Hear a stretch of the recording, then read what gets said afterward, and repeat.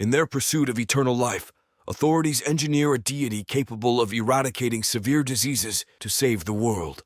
However, as the government becomes aware of the repercussions, ministers opt to eliminate the creation by confining it within a clandestine laboratory. Professor Carl Anderson reluctantly drafts a report denouncing the project as both illegal and unethical.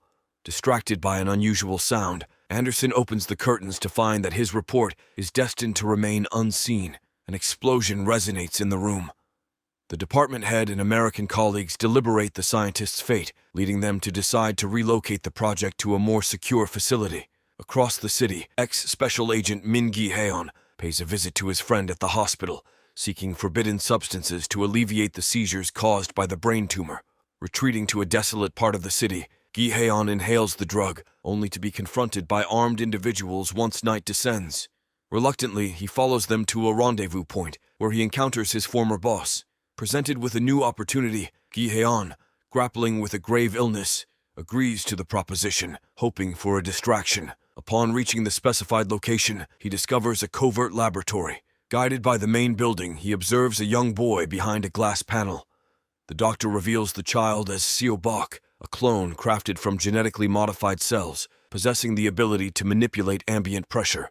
The doctor suggests that by utilizing the clone's stem cells, Min Gi-heon's malignant tumor could potentially be cured. However, to achieve this, he must take on a new role. The department head instructs the scout to act as a temporary bodyguard for the clone and escort him to a secure laboratory. The following morning, Gi-heon returns to the lab, witnessing Seo-bok being injected with a cell division inhibitor under the supervision of Dr. Im, whom the boy believes to be his mother. Accompanied by Min Gi-heon, Seo-bok is loaded into an armored truck bound for another lab. During the journey, the bodyguard notices a deviation from the planned route, but chooses not to intervene and focuses on fulfilling his duty. Suddenly, an ambulance overtakes the motorcade and opens fire. Gi-heon attempts to shield Seo-bok, but a smoke grenade incapacitates the guard, causing him to lose consciousness.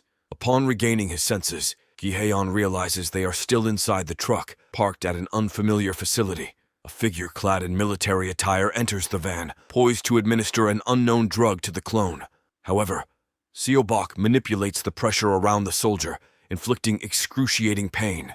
Gi-heon stealthily infiltrates the cab, seizing control of the vehicle. In a matter of minutes, they secure their escape. Following subsequent instructions, Gi-heon is directed by his superior to seek refuge in an office apartment and await further assistance. En route to their destination, the duo navigates through a bustling market, capturing Seo-bok's fascination. Gi-heon procures new clothes and shoes for the clone, who sheds his medical attire for the first time. Upon reaching safety, Gi-heon replenishes his arsenal and decides to take a brief break. He prepares a quick noodle dish which impresses Seo-bok, and the young man indulges in multiple servings. The doorbell rings and, assuming it's the expected agents, Min Gi-heon discreetly admits them into the apartment. However, a twist unfolds as the mercenaries draw a firearm, insisting that their actions align with an official directive.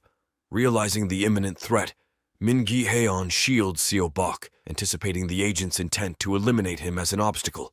Employing his unique abilities once again, the clone redirects the mercenaries' bullets in various directions, allowing Gi-heon to thwart the assailants. Seizing a cell phone from one of the agents, Min Gi-heon listens to his boss's voice and comprehends the situation.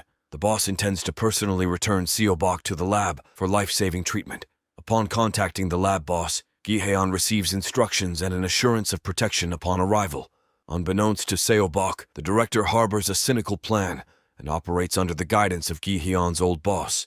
While observing the unfolding events, Seo-bok refuses to follow the bodyguard upon learning they are heading to the lab. Insisting on visiting a location in a small town, he expresses a willingness to go alone, armed with the money pilfered from the apartment. Min Gi-heon agrees to accompany the young man to his desired destination, but concerns linger as the clone has not received an injection in 2 days and may fall ill.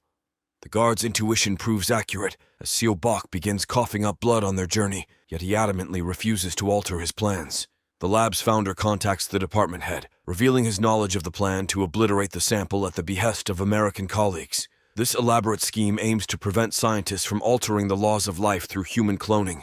Gi-heon, compelled to make an unplanned stop at a gas station, leaves Seo-bok in the car and urgently notifies the lab of the unforeseen delay. In the meantime, the disobedient clone ventures into a cafe, startling patrons with his peculiar appearance and extraordinary abilities.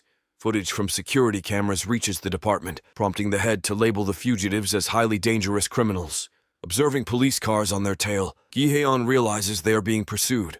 Opting to evade capture, he drives the car to a secluded beach. Seo-bok, suspecting his companion's intentions, insists on heading straight to the laboratory. A heated argument ensues between the two men, triggering a severe seizure in the guard and causing him to lose consciousness. While awaiting his friend's recovery, Seo-bok reflects on past conversations with Dr. Im about the complexities of life and its inevitable conclusion. The realization dawns on him that his mother created him solely for an experiment, and he was never truly human. As Gi-heon regains consciousness, he questions the clone about his wakefulness, prompting Seo-bok to confess that he has never experienced sleep. Apologizing for his deception, the guard pledges to guide the young man to the right place before they return to the lab. In their conversation, Gi-heon is reminded of a previous betrayal. A few years ago, he betrayed a close friend by disclosing information to the management, leading to her destruction before his eyes. Haunted by guilt, he has lived with the weight of the consequences, viewing his current affliction as a form of punishment for the wrongs he committed.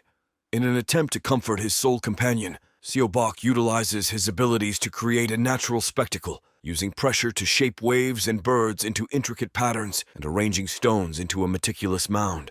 The next morning, Gi-heon fulfills the young man's longing by bringing him to the church. As Seo-bok explores the edifice housing chambers for the ashes of the deceased and gazes at family photos, he discloses the truth to his friend. In childhood, he perished alongside his father in a car accident, and Professor Im, his mother, reconstituted him to cope with the grief. Bid farewell to his past existence, Seo-bok willingly enters the car, agreeing to proceed to the lab for the guard's treatment. During the journey, the young man falls ill once more, prompting the bodyguard to accelerate in hopes of reaching their destination in time. Simultaneously, a convoy of mercenaries takes to the highway in pursuit of the fugitives. Detecting the signal from the police, who have identified Gi-heon's car, the duo must evade the chase converging from multiple directions. Near the laboratory, Gi-heon inadvertently stumbles into a trap, prompting the department head to issue an order for the target's destruction. Unexpectedly, unidentified soldiers intervene, neutralizing both the police officers and department vehicles. Gi-heon and Seo-bok are rescued and transported to the laboratory, where they receive medical attention and an opportunity to recuperate. Meanwhile, the clone undergoes a crucial procedure. As Seo-bok reclines on a couch, he contemplates with a sense of longing that he has never been able to embark on a conventional human life.